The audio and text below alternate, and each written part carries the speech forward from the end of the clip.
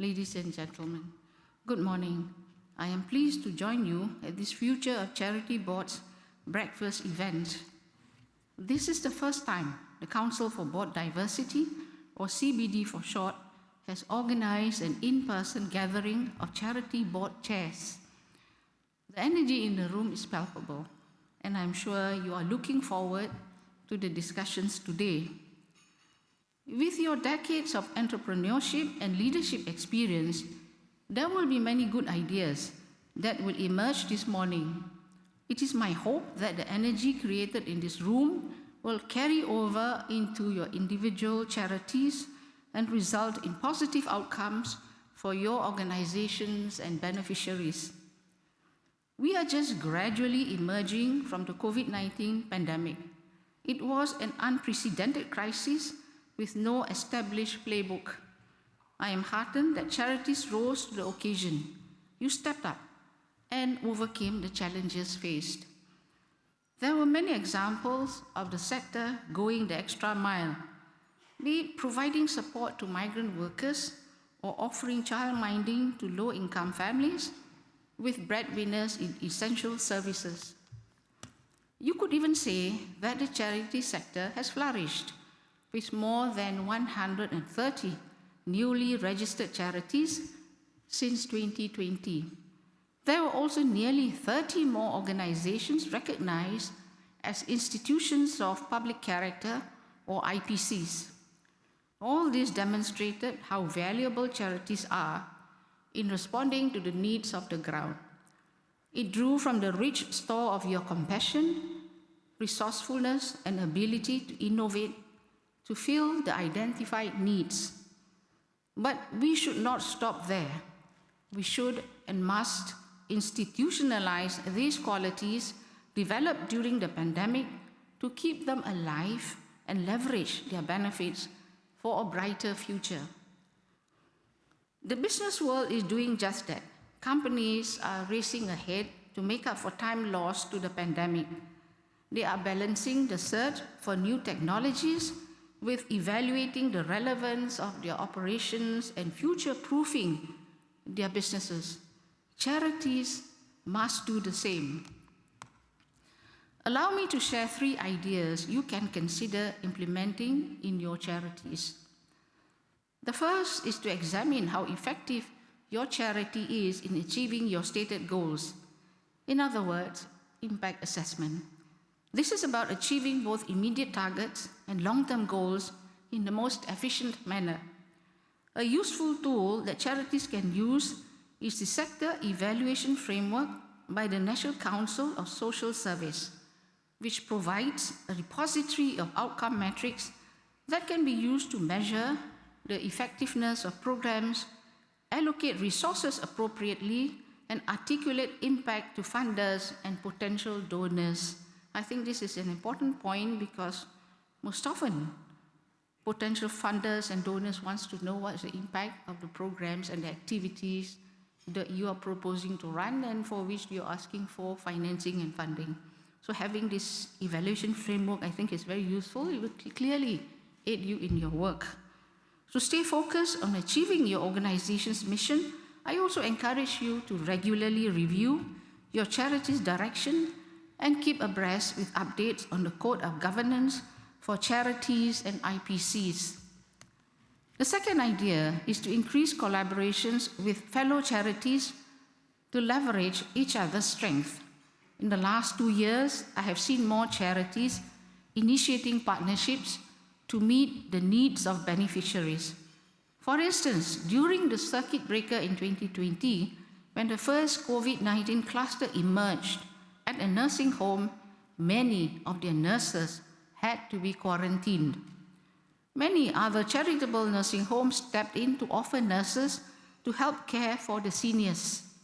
Another example of collaboration is the Maintenance Support Central by Singapore Council of Women's Organizations, which work together with the Legal Aid Bureau to provide free video conferencing services for those who require urgent support on legal matters relating to marriage and family.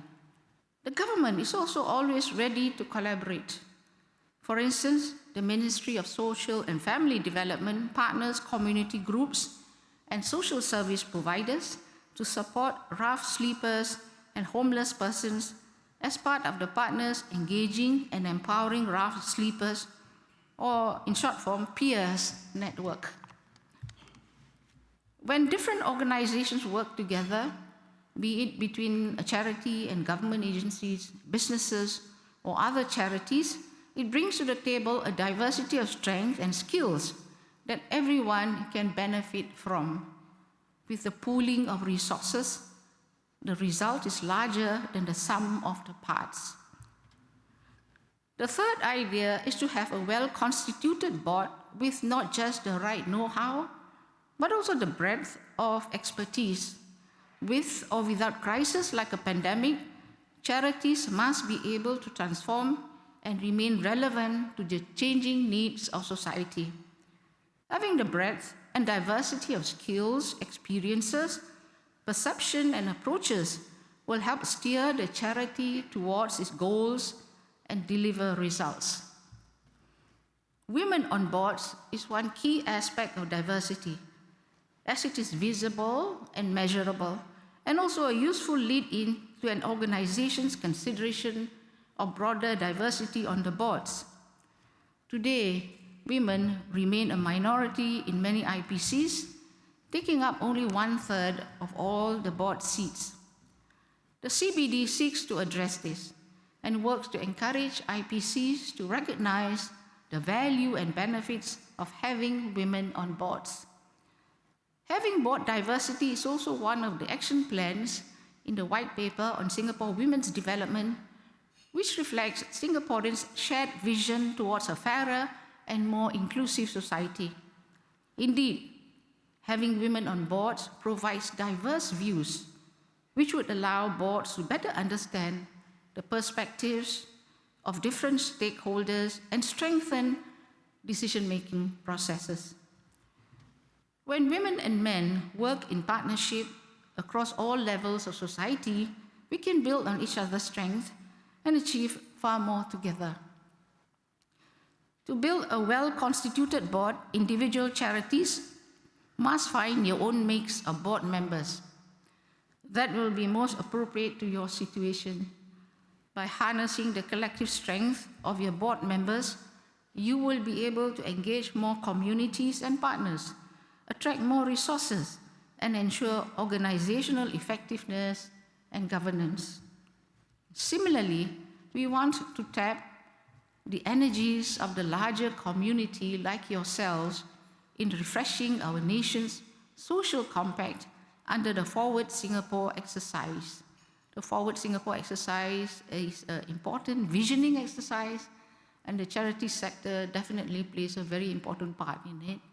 And I think, as I've mentioned in the earlier part of the speech, you are a very vibrant, growing, dynamic sector, and that augurs well for the whole of Singapore, because it's not possible for the government alone to look out, find out which are the underserved communities, and to think about what are their needs.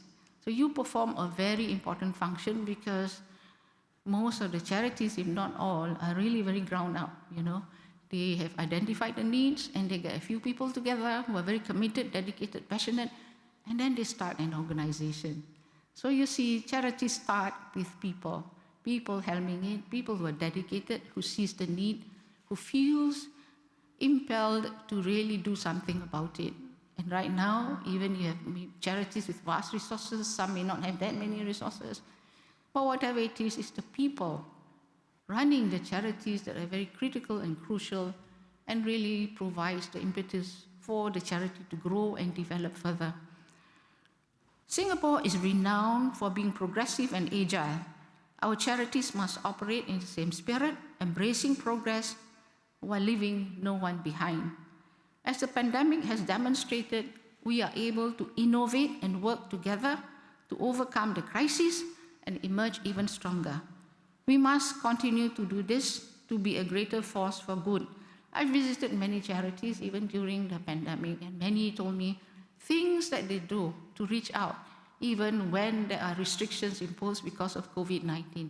Some goes through Zoom. Many thus outreach through Zooms. Others do many different things in order that they can reach out to the vulnerable, the needy. So in the most difficult of times, the vulnerable are not left on their own. You have reached out to them, you have supported them, you have assisted them.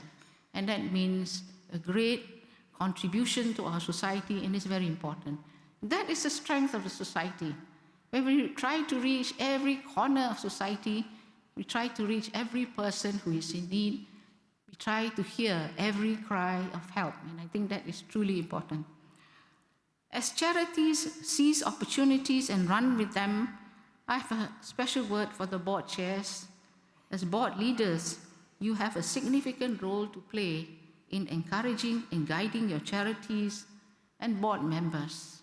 Some charities have existed for many, many years, and we want all charities to exist for as long as possible. You know, sustainability is now the buzzword, you know, and I dare not use that word again, but, you know, well, that is really what it means, that we want charities that are able to run for many, many, many years and able to support the community, society, and the needy among us.